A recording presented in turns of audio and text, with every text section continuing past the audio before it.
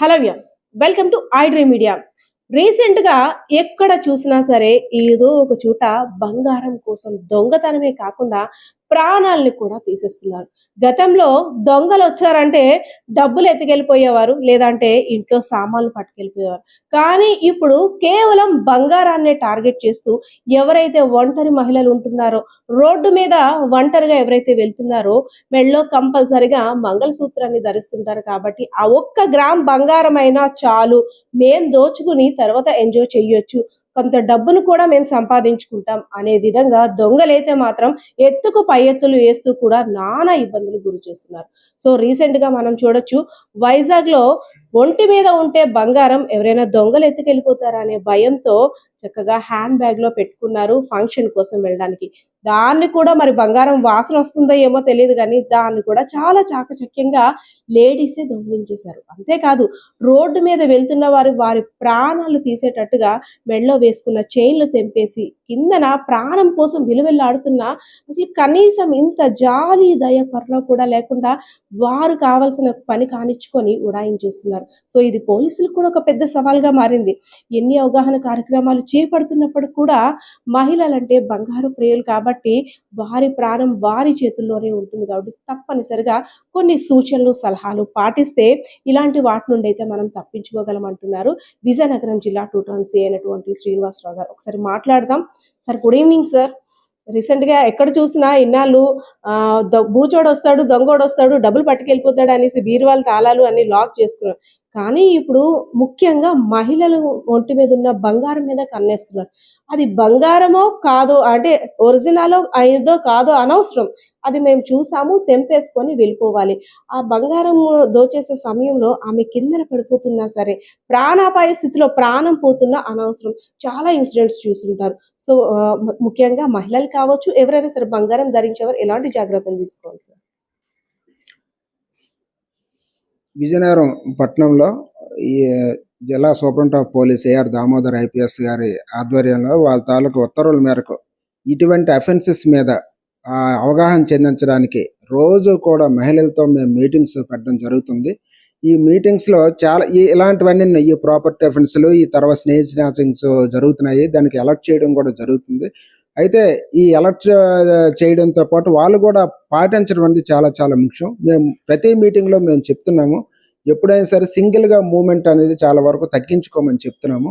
అదేవిధంగా ఈ మనకి మార్నింగ్ కానీ ఈవినింగ్ కానీ వాకింగ్కి వెళ్ళేటప్పుడు కానీ ఇలా చేసేటప్పుడు ఎవరైనా సరే వాళ్ళ ఫ్రెండ్స్తోని లేకపోతే ఎవరైనా వాళ్ళ ఫ్యామిలీ మెంబర్స్తోని బయటికి వెళ్ళడం అనేది చిన్న ప్రాక్టీస్గా పెట్టుకోవాలి. అదే రకంగా బయటికి డెలిబరేట్గా కనిపించే కంటే ఏదైనా ఒక చీర కొంగుని కానీ చున్నీని కానీ దాన్ని కవర్ చేస్తూ వేసుకోవడం అనేది ఒక మంచి పద్ధతి. ఆ విధంగా వేసుకోమని చెప్తున్నాము. అదేవిధంగా ఇప్పుడు నైట్ టైం కానీ మనకేంటంటే నైట్ టైము ఇచ్చేసేటప్పుడు కూడాను మీరు కొద్దిగా అబ్జర్వేషన్, ఎవరి దగ్గర అయినా సరే కొద్దిగా మీకు కనిపించిన దూరంలో ఎవరైనా బైక్తో అన్నోన్ పర్సన్స్ ఉన్నా సరే మీరు ముందుగానే ఆ మైండ్తోనే ఉండి ఆ జాగ్రత్తలు తీసుకొని ఒక చిన్న స్టెప్ తీసుకుంటే చాలు. అయితే ఏంటంటే ఏది చేసినా చైన్ స్నాచింగ్ ఏం చేసిన సార్ వాడైతే చట్టం నుంచి అయితే తప్పించుకుపోలేడు. దానికి తగ్గట్టు ప్రతి మనకి మెయిన్ రోడ్స్లోన మనకి కెమెరాస్ దాన్ని ట్రాకింగ్ చేయడం ఇదంతా జరుగుతుంది. అయితే అంతకంటే ముందు ఏంటంటే ఈ చైన్ స్నాచింగ్ చేసేటప్పుడు వాళ్ళకి ఇంజరీస్ అవ్వడము, అమాంతంగా ఒకసారి కిందకి పడిపోవడం, ఈ హెడ్ ఇంజరీస్ అవ్వడం ఇవన్నీ జరుగుతుంటాయి. కాబట్టి మీరు బయటికి వెళ్ళేటప్పుడు మీ మీ మీ ఆధీనంలో ఉండే మీ వస్తువులతో సెక్యూరిటీ కూడా చాలా ముఖ్యం. ఆ సెక్యూరిటీ కోసం మీరు అబ్జర్వేషన్ కూడా చెయ్యాలి. మీకు చుట్టుపక్కల ఎవరైనా సరే బైక్స్తో ఎవరైనా అన్నోన్ పర్సన్స్ కానీ హెల్మెట్తో ఎవరైనా ఉన్నారా, లేకపోతే మాస్క్తో ఎవరైనా సరే ఉన్నారా, అది కూడా మీరు గమనించుకొని ప్రతి అడుగు వేయమని చెప్తున్నాము. సింగిల్ మూమెంట్ అనేది తగ్గించుకుంటే ఈ నేరాలు అనేవి చాలా వరకు కట్టడి చేయొచ్చు. మీకు ఏమైనా సరే ఎటువంటి సమయంలోనైనా సరే మీకు ఏ అనుమానం వచ్చినా సరే 112కి మీరు కాల్ చేస్తే వితిన్ 5 మినిట్స్ లోపటే మా సిబ్బంది అనేది మీ వరకు వచ్చేసి మీకు రెస్క్యూ కూడా చేస్తారు. దయచేసి 112 కాల్ చేయండి. మీకు ఎటువంటి అనుమానాస్పద వ్యక్తులు మీ ఏరియాలో సంచరించినా సరే ఈ విధంగా చేయడం వల్ల ఈ అఫెన్స్లు కూడా చాలా వరకు తగ్గించవచ్చు. విజయనగరం పట్టణంలో అయితే ఈ అఫెన్స్లు చాలా వరకు లేవు. అవుట్స్కట్స్లోన ఈ మధ్యన ఒకటి జరిగింది, గొర్రెలో ఒకటి జరిగింది. విజయనగరం పట్టణం వరకు అయితే చూస్తే మ్యాక్సిమం మనకి విజిబుల్ పోలీసింగ్ ఉండడం వల్ల డిఫరెంట్ కార్యక్రమాలతో ఈ మనకి మహిళలకి అవగాహన చెందించడం వల్ల ఈ అఫెన్స్‌లు లేవనే చెప్పాలి. సార్ ఎక్కువగా కాంప్లెక్స్ ఏరియాస్, షాపింగ్ మాల్స్ దగ్గర చాలా తెలివిగా హెల్మెట్ ధరించడం, మాస్క్ పెట్టుకోవడం. అంటే హెల్మెట్ కంపల్సరీగా ధరించాలి వాహన చోదకులని పోలీసులు ఆదేశాలు జారీ చేస్తున్న నేపథ్యంలో ప్రతి ఒక్కరు కూడా హెల్మెట్ పెట్టుకుంటున్నారు. అందులో దొంగెవరో, మనిషి ఎవరో కూడా తెలియని ఒక అయోమయ పరిస్థితిలోకి వెళ్ళిపోతున్నారు. ఎందుకంటే చూడగానే ఎవరి మొహం మీద కూడా ఉండదు. అది జరిగిన తర్వాత వీడు నా చుట్టుపక్కలే ఉన్నాడా, వీడు నన్నే అబ్జర్వ్ చేశాడా అని అయిపోయిన తర్వాత తెలుస్తుంది. సో, ఫస్ట్ మనం ఒక అనాలిసిస్ ఎలా చేసుకోవాలంటారు సార్? ఒక షాపింగ్ మాల్‌కి వెళ్ళొచ్చు. లేదంటే ఒక బస్ స్టాండ్‌కి వెళ్ళొచ్చు. ఈవెన్ బ్యాగ్‌లో ఉన్న మనం రీసెంట్‌గా చూడొచ్చు వైజాగ్‌లో కేవలం బంగారం కోసమే ఇంట్లో ఉన్న ఒంటరి మహిళ దగ్గరకొచ్చి బంగారం దోచుకు వెళ్ళడమే కాకుండా చంపేస్తున్నారు కూడా. సో, కంపల్సరీగా ప్రతి ఇంట్లో కూడా సీసీ కెమెరాస్ అమర్చుకోవాలంటే కొంతమందికి అవకాశం ఉంటుంది. కొంతమందికి అవకాశం ఉండదు. సో, కంపల్సరీగా కొన్ని సూచనలు మీరు చెప్పేటట్టు 99% జరుగుతున్నప్పుడు కూడా ఎక్కడో 1% బాధితులవుతున్నారు. సో, ఇంకాస్త అలర్ట్‌గా ఉండాలంటే మెయిన్ ప్రధాన కూడల్లో ఎలాంటి రెస్ట్రిక్షన్స్ ఉన్నాయి? అంటే జనరల్‌గా ఎక్కువ క్రౌడీ ప్లేసెస్‌లో అయితే ఇది జరగడం చాలా కష్టం. ఎందుకంటే వాడు ఎస్కేపింగ్ ఎలా అవ్వాలనే దేని మీదే ఇది మెయిన్‌గా బేస్ అయ్యి ఉంటది. క్రౌడీ ప్లేస్‌లో అయితే ఒకరు కాకపోతే ఒకరైనా సరే మనకు పట్టేస్తారేమో అని చెప్పేసి ఒక టెన్షన్ వాడిలో ఉంటది.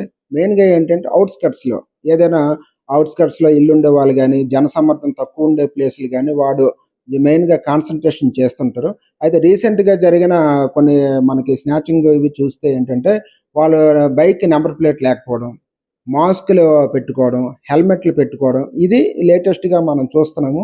ఎవరైనా మహిళ బయటికి వెళ్ళేటప్పుడు మైండ్‌లో ఇవి ఎవరైనా మనకు అబ్జర్వ్ చేస్తున్నారా లేదా? అది కూడా అబ్జర్వ్ చేసుకోవాలి. వాళ్ళ బైక్‌కి నంబర్ లేదనంటే సెంటీ పర్సెంటేజ్ అతన్ని సస్పెక్ట్ చేయాలి. తర్వాత మాస్కులు పెట్టుకోవడం అనేది కూడా సస్పెక్టెడ్ పర్సన్ గాని చూడాలి.